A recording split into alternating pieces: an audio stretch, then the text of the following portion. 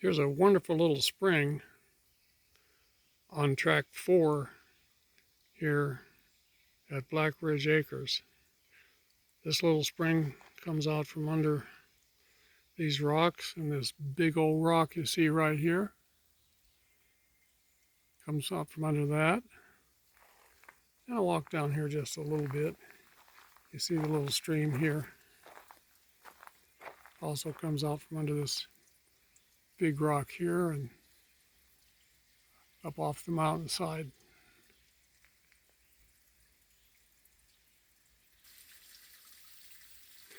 Here's where it comes out. You can see it coming out of the pipe here. It's on the other side of the road.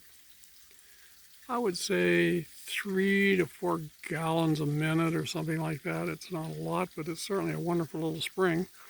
And as this goes down the mountainside, there are other springs add to it. So when it gets to the bottom, there's a pretty good flow down there.